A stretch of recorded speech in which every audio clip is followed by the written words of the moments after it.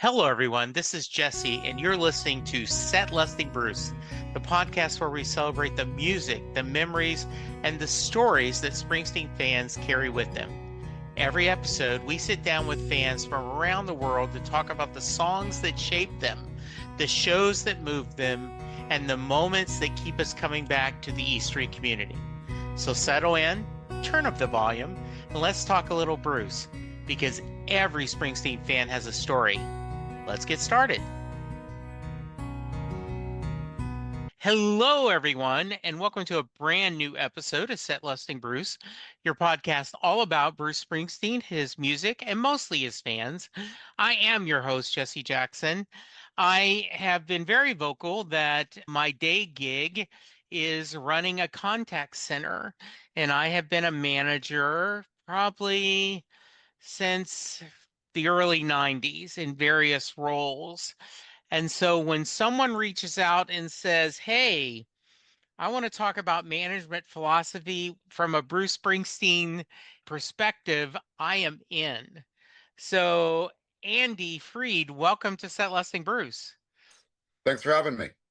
Yeah, lead like the boss, the Bruce Springsteen framework to elevating your leadership. And I cannot wait to get into this. I've started the book. I've really enjoyed it. But let's start out with tell us a little about yourself. Yeah, so I live in Boston, Mass. I'm one of these people who is about an inch away from selling all of his possessions and just following Bruce and the E Street Band around the world. I've seen him close to 100 times in concert all over Europe and wherever else I can find myself. I run a small consulting firm of a couple hundred people out of Boston that does mainly technology consulting, and have over the years started to look at the things that I've learned from all those Bruce shows and put it down on paper in the book.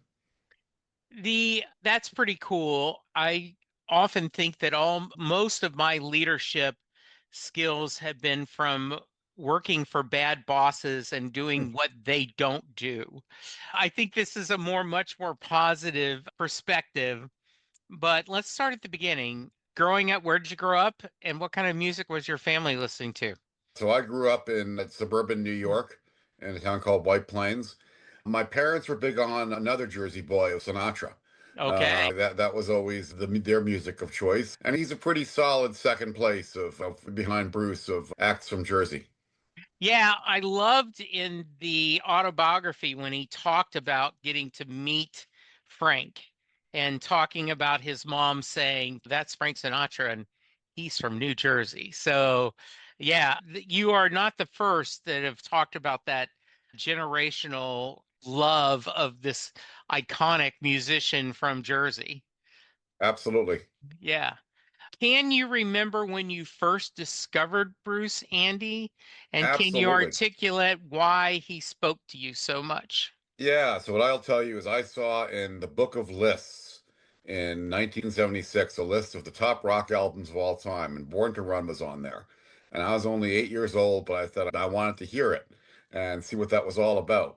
So I went to Caldor's department store, which was big on the Northeast at the time, and begged my mom to spend $5.98 for Born to Run for me. I remember her asking, are you sure you're gonna listen to this?" I'll say, now I've gotten my money's worth out of that vinyl 60 years later.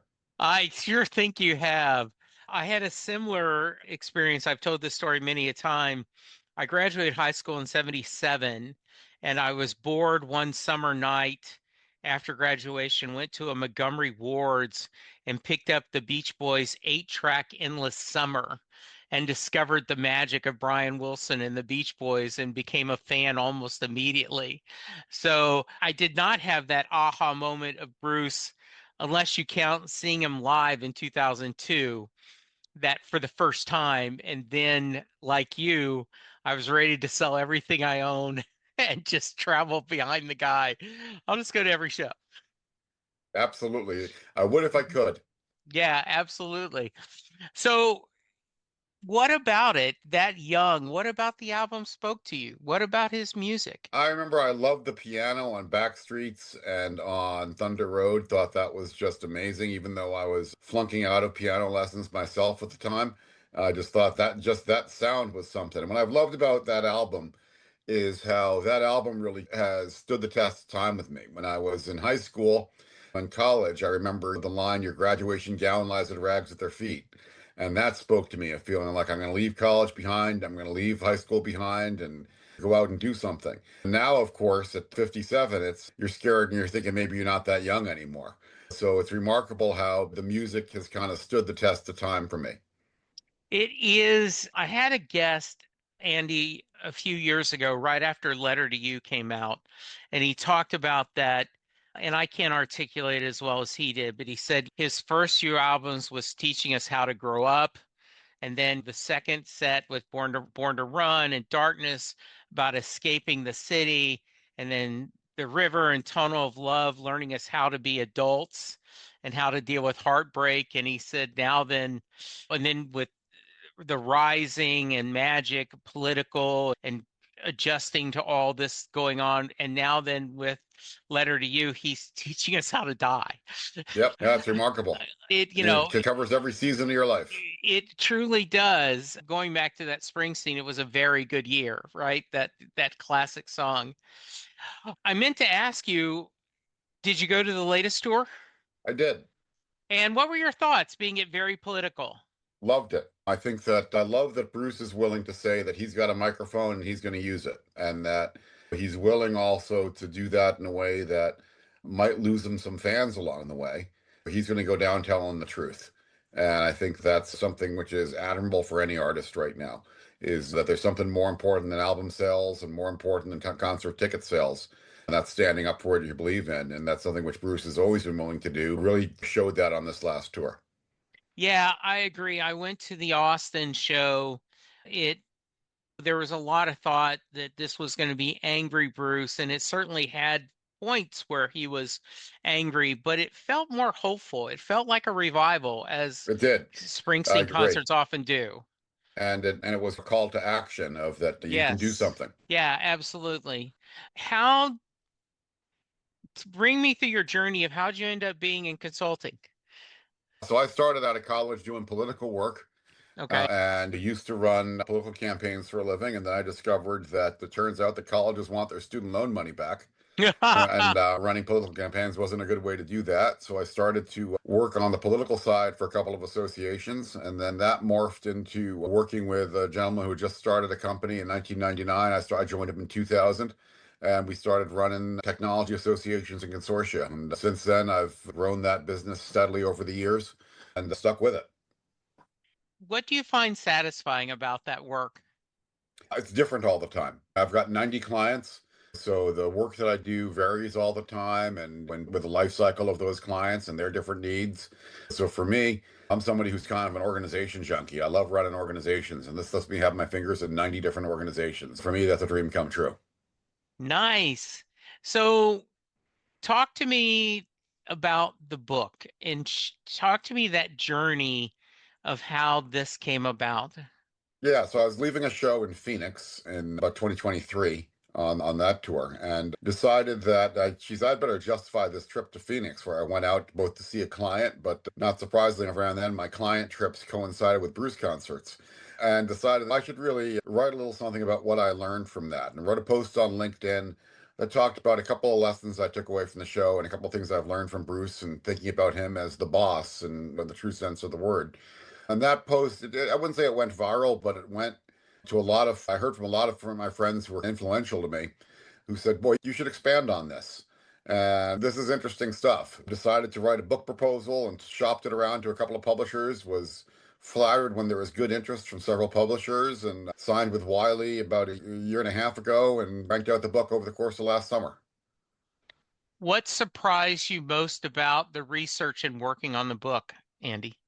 I mean, just how close the rubric is of a concert to various leadership and communication lessons. So the book follows the path and the arc of a Bruce show and talks about how each element of that can teach you a different lesson in management. And it's remarkable how tightly that tracks to so many things that I find important as a leader. Give me an example. I don't want to spoil the whole book, but if you don't mind. The one that I love is at the end of every show. And if you watch Bruce at the end of every show, he doesn't leave the stage. He retreats to the back of the stage and he shakes the hand of every member of the E Street Band as they leave the stage, and thanks them for a good show. And it doesn't matter if it's Gary Talent, who he's played with for 53 years, or Ozzy Melendez, who he just joined as a trombone player on this last tour. He shakes all their hands and he says a little something to them. And I saw them interviewed once, saw some of the band members interviewed by George Stephanopoulos, and what they all said was, for 10 seconds every night, Bruce Springsteen makes me feel like the most important musician on the face of the earth. Now, imagine if that's what our mission was as managers, is making our teams feel empowered and like the most important people on the face of the earth every night. That's what being the boss is all about, is getting, and that's what enables you to get the best out of people. And again, he does that with people that he's played with for a year and people he's played with for 53 years. And each of them gets a little special something whispered to them and words of encouragement. And he does it every single night by habit. To me, that's one of the ways that he separates himself as a musician and as a boss, is understanding that with the 19 people that are on stage on this current tour, it's important to keep them all motivated and keep them all feeling like they're valued. I love that. I've never thought about that. I have the same, let's call it quirk, is I started out in working in probably about 92, 93 was my first leadership role. I was working in a call center. I got promoted to supervisor. And I wasn't kidding when I said a lot of things I did were just, I know what really pissed me off when I was an employee, and I'm not going to do that. I remember once the manager pulled us all into one at a time in a meeting and was going over our attendance. And I had not missed a lot of work, but I heard other people complaining that they felt like this came out of nowhere, right?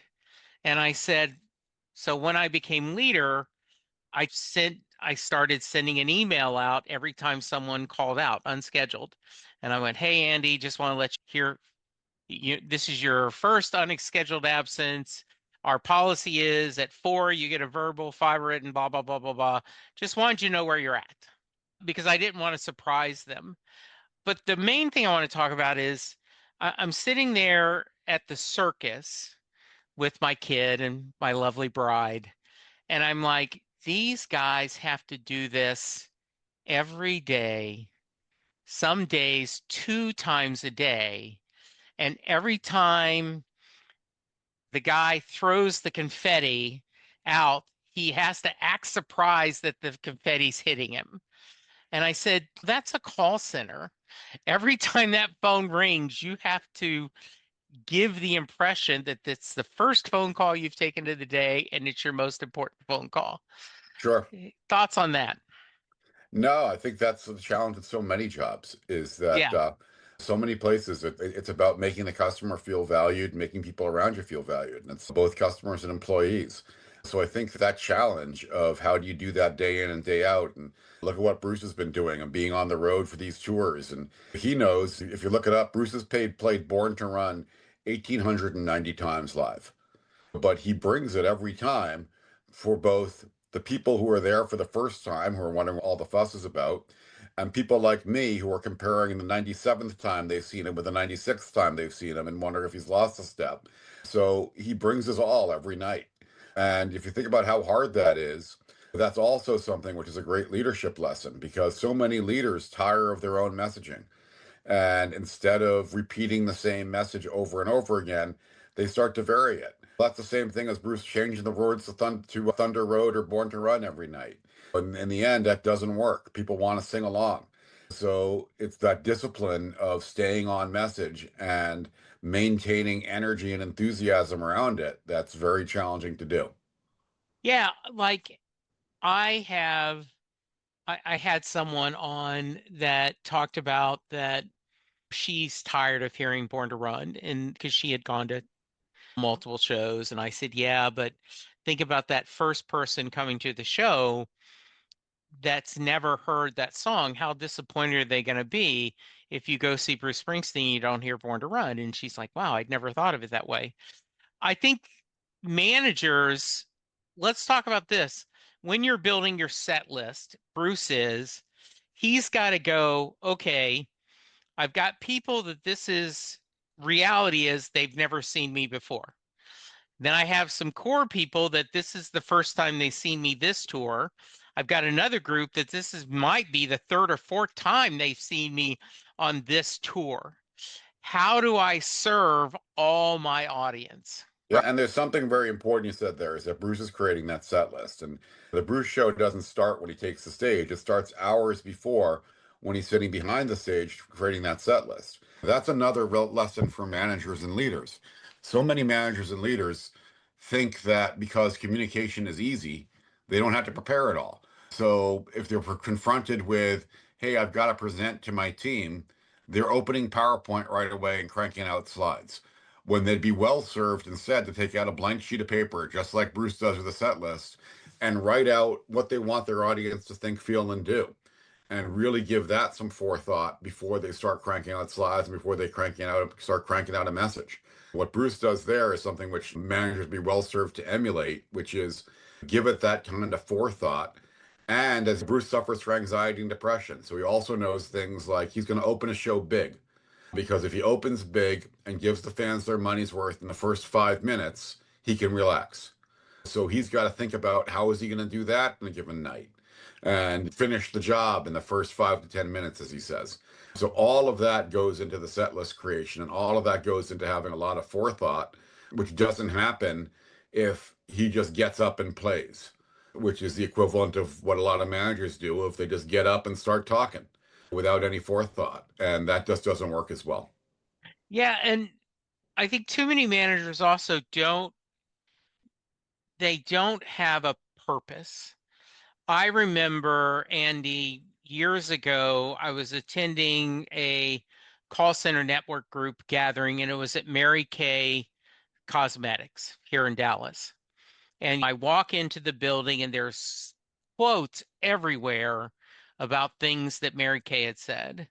And we get up they had a beautiful meeting room that was at the very top, and they windows everywhere seeing the different skylines. And I remember the guy in charge of their customer service division said, "We are not in the makeup business. We are in the empowering women business." And we stress that.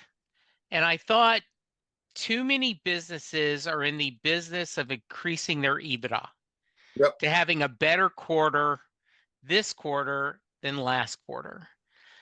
And I think true leaders, true visionaries, they make sure their employees, their teammates know this is more than just making money. Obviously, we want to make money. That's incredibly important. But we are doing this for a reason. And Bruce wants to make money. That's why he tours. But there is a reason behind him touring. Absolutely. Absolutely. And the shows are more than just him getting up and playing the songs. Yeah. The shows are an experience. And that's something which he's committed to throughout his whole career is being one of the great live acts that's out there and really bringing the full effort and doing that.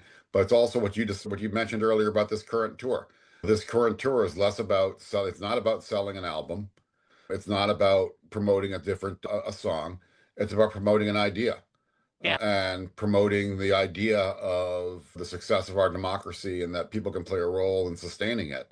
That's certainly a bigger purpose than just going out there and playing a rock and roll show. So I'm going to take off your writer's hat for a minute and talk to Andy the fan. Yeah. Thoughts on the past few years not changing the set list as much? Yeah, it's for those of us that see a lot of shows, and I saw him, I think 10 or 12 times on the 2023 tour. It's a little disappointing not to hear different things, but I'll say you also get a sense, having seen that, of just what a well-oiled machine the E Street Band is. And I've noticed things like, and I kind of like the predictability of knowing that, okay, Promised Land comes on, Bruce is going to go to the right flank of the stage first, and then the left flank and he's going to be in the center for the harmonica solo and come back to the right flank one more time. I'm amazed at how precise all the movement of all the band members are when you see the same thing, when you see the same set list over and over, you start to realize that, wow, they are really a very well-oiled machine on where Bruce is, where Steve will be, where Jake will be. They all know exactly where they're going and when. And there's a certain kind of poetry to a show like that, that when as you watch it come together and watch how it resonates in different cities. So as much as I miss hearing some of the deep tracks and deep cuts, this is a different experience that I enjoy. Yeah, I felt the same way. There, all of us, and I'll ask you in a little bit what songs you might be chasing. Like one of mine is, of all things, Jolie Blanc, because I grew up in Louisiana. My McNeese State, the college I went to, that was its fight song. So it's an ultimate, like, to hear Bruce do that cover of Jolie Yep, Blanc is on my wish list. But it is in the Road Diary documentary, Niels talked about that it's nice that doing the same songs because you really could sink your teeth into yep. it. You could do something. So I could see that as an artist. The other thing is that it's still, I had someone tell me once that seeing the set list is like knowing the final score of a football game. That tells you nothing about the drama of the event. And I Absolutely. think it's the same thing, right? No, absolutely. It's all about how it builds and all about how it works together. Yeah. And how little tweaks along the way, I'll say. When in the 2023 tour, he almost always changed the 11th, the 10th and 11th song in the set list was the place switched things up. And it was fun to see when he switched things up, how that changed the night. Yeah. Were you able to see Broadway? I saw Broadway 7 times. Nice. So I made a substantial investment in the Broadway show. Okay. I only living in Dallas, I was Yeah, hard to only get there. yeah, once was enough. I wanted to be greedy, but it was an expensive seat and I justified as my lovely bride said yes, go. And I said, okay, I'm not going to ask for a second time Yep, because I think I had some friends of mine that I do another podcast with watch the Springsteen on Broadway, and they are not Bruce fans, and they were amazed. They said, "Is this thing scripted?" And I go, "Yes," but I said down to every, I think, it and had to looking be like you, scripted because yeah, that's the only way it was eligible for a Tony Award. Can't have an improv show be eligible for a Tony. yeah. And but the beauty of his acting and his discussion, and I think goes back to your point about communication. There are times when I go in front of my team and I'm winging it, like with our weekly staff meeting, and Hmm. we'll do that. But anytime I'm going to try to make a point or try to pitch here's where we need to go, here's our goal, and try to pitch the idea of build a consensus for us to reach a goal, you're right. I spend a lot of time about, okay, what can I think? What can I do? What objections are they going to have? How are we going to met those, right? This preparedness. And I think that's a beautiful thing you're mentioning about the stories about Bruce rehearsing in the past were legendary. Yeah. Yep, no, the level of preparation they put in. And again, that's something which, if you go back to Bruce prepares for every show, he rehearses every song. He's rehearsing at the sound check the night of.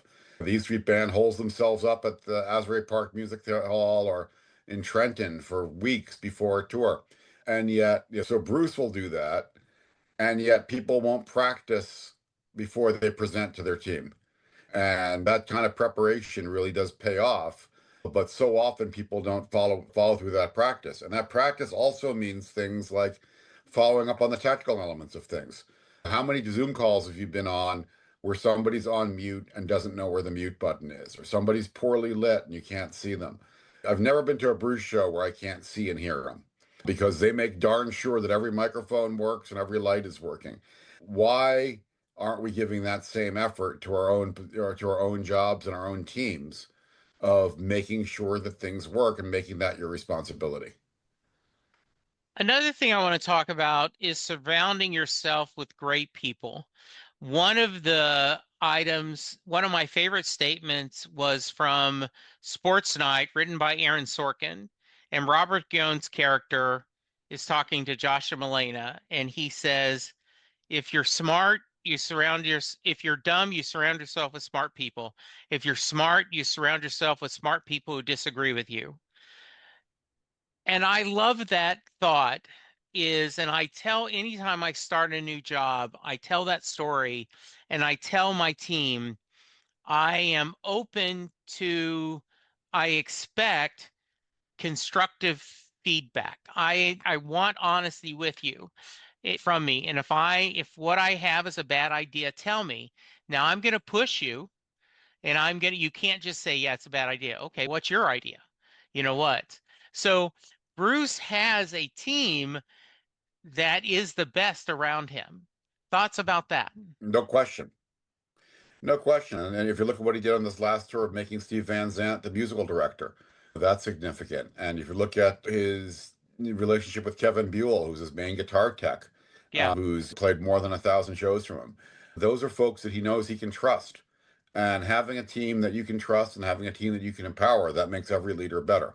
And recognizing also your own limitations. At some point, Bruce recognized Steve's better at working with the band on some of the arrangements, so let's make him the musical director. He recognizes that I can't be my own guitar tech, so I'm going to have somebody else do it. That's something which a lot of leaders struggle with, is when do you give up the mantle and bring in new people? Bruce has done that well, of understanding where he should be and, more importantly, where he shouldn't be. I remember reading a story, I think it was Andy Griffin, who talked about that it's the Andy Griffin show, but if Don Knotts gets the bigger laugh, it's still the Andy Griffin show.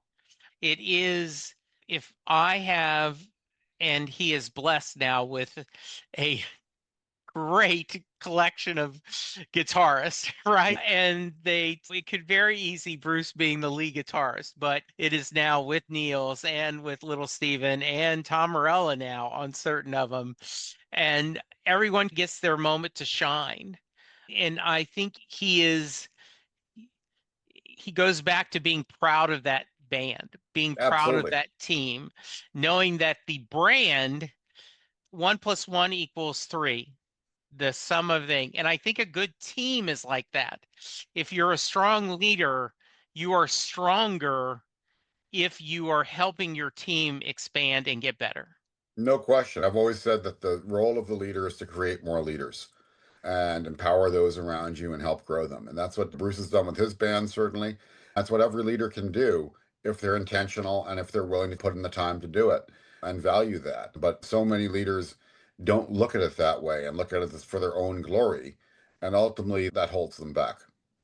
Yeah, I know one of the things that has confused people in the past is I've always wanted the people that worked with me to succeed. And like I have heard of opportunities, and I remember telling someone, I said, hey, I've just heard about this opportunity. I think you'd be a really good fit for it. Would you mind? Can I give them your name? Are you wanting to fire me, Jesse? No, I don't Want to see want you you to grow. leave, but I want you, the company or another friend of mine has a need and you look like you'd fit it. I want to help you go for it. Absolutely. And ultimately, great leaders recognize that they don't want their company just to be a great place to be, but they want it to be a great place to be from. Yeah. I love when people look at our team and say, these are the kind of people I want because Virtual's created good people. That tells me that we're doing something right. Yeah. So, what are the wrong messages some leaders get from similar to maybe watching Bruce or other people? I think the biggest thing that leaders get wrong is forgetting about their audience and making it all about themselves and not about their audience. And I watch somebody give a PowerPoint presentation, and midway through, they get a question and they say, I'll get to that in 5 more slides. It's about the question, it's not about your slides. And if somebody has a question, you should answer the question and not be so hell bent on, I prepared this presentation, you're going to watch it, whether it makes sense to you or not. Clearly, it doesn't because somebody's asking a question at that moment. So many leaders forget the importance of the audience and forget to put themselves in the audience's shoes. And by audience, that can be literally 1,000 people, or it can be a one-on-one in a staff, in a performance review, or just a management meeting. It's recognizing who your audience is, what they need from you, and putting that first. Yeah, I remember Bruce talking about at the Super Bowl that he was telling the story every once in a while a concert's not going well, and they, to shake things up, they will call an audible. They'll shake up the set list. Yep, They'll do something different to get everything back to speed, and have to be aware of that enough to do that. I get frustrated when I watch a presentation or someone, a leader who, and I realize it's a fine line, Andy, between, oh, we've got to, this isn't working, but nope, we've got a plan, we're going to stick to it. yep, But there are also times when you, now we need to change the plan. No, we made a decision to do this. You haven't given enough time to work. And that's when you've got to know your audience and your goal to be able to go, when do I stay the course? And when do I throw out the set list and try a new audible? Right? absolutely. But Yeah. that starts with being aware of the audience and taking that so seriously and understanding and putting yourself in their shoes. And that's the thing that many leaders miss entirely.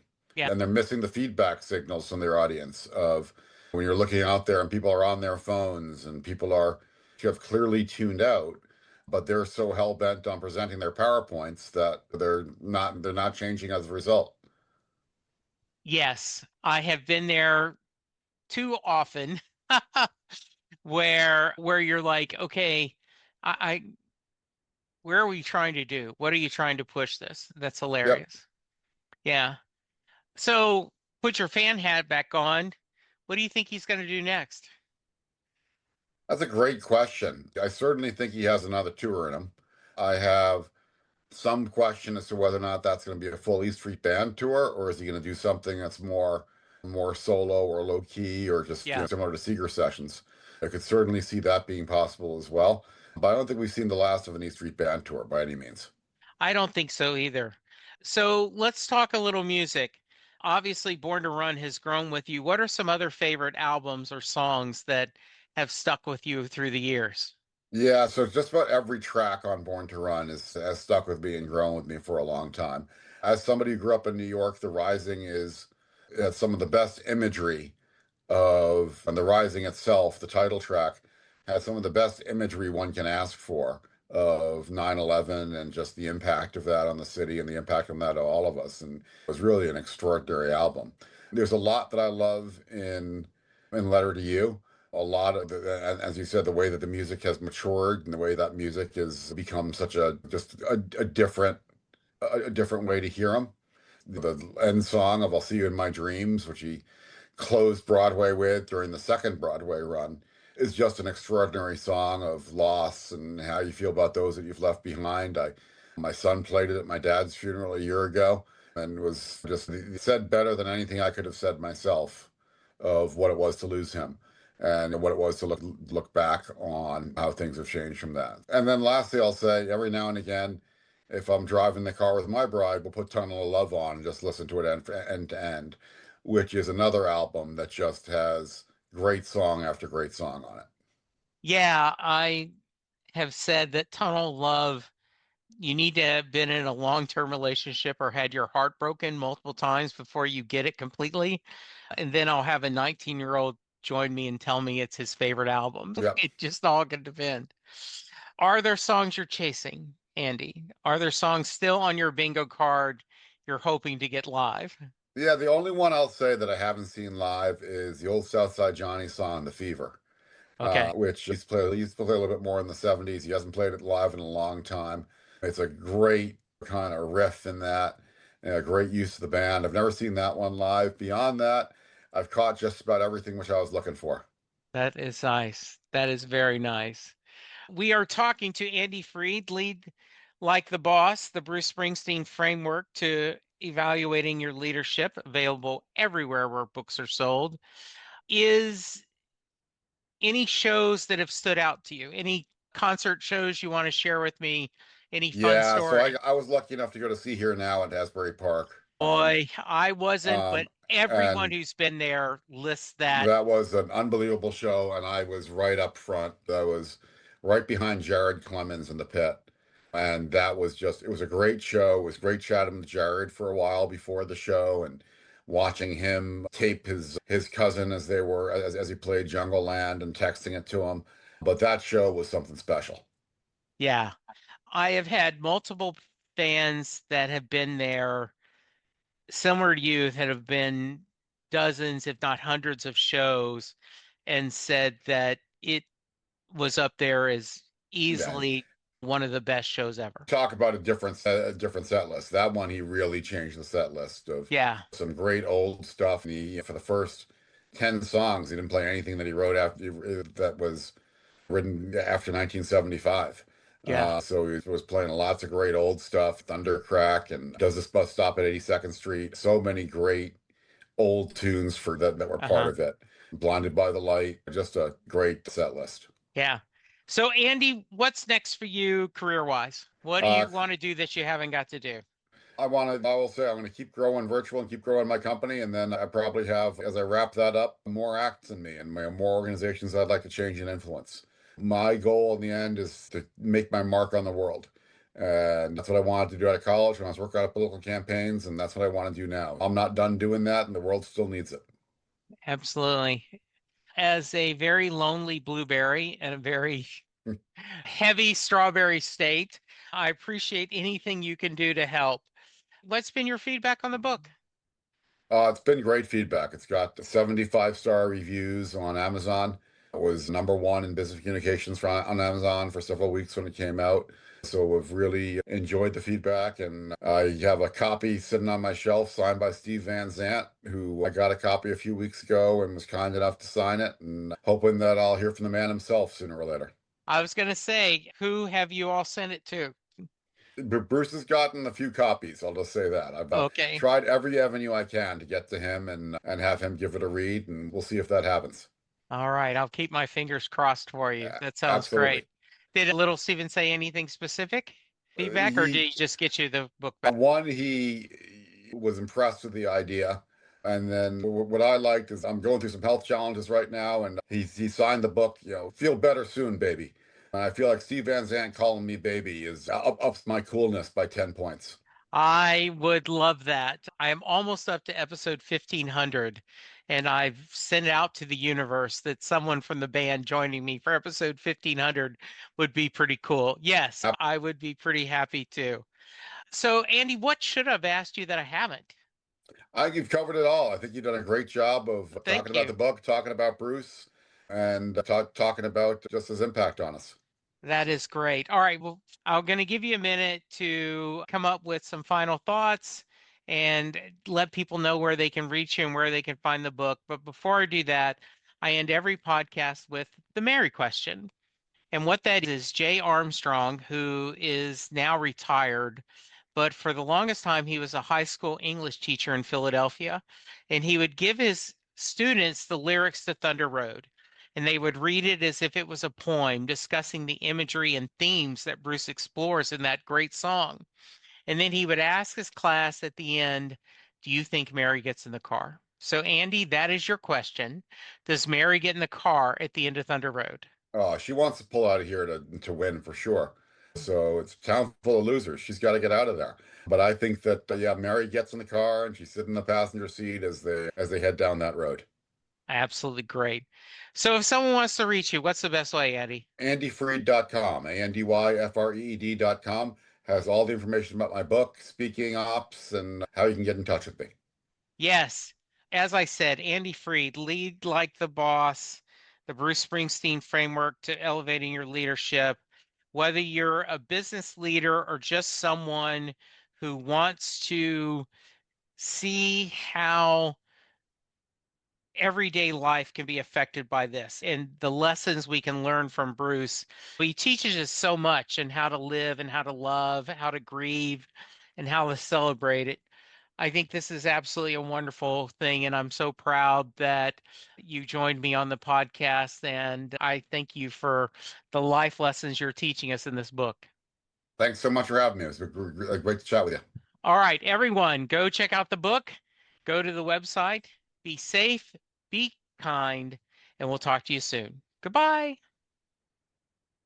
Thank you so much for listening, for being part of this journey.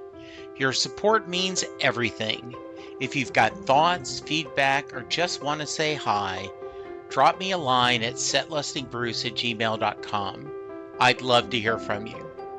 The podcast has its own Facebook page, Setlisting Bruce, and Setlisting Bruce on Twitter, aka X. I am at Jesse Jackson DFW on Twitter and would love for you to follow me. If you enjoyed the episode, head to your favorite podcast player and leave the podcast a review. Hopefully a 5-star one. It helps others discover the show and keeps the boss's stories flowing. Tell another Bruce Springsteen fan about the podcast. Share it on your social media. The best way for people to learn about Setlisting Bruce and the stories we're capturing is through word of mouth, from one fan to another. For now, keep hope alive, and I'll see you further on down the road.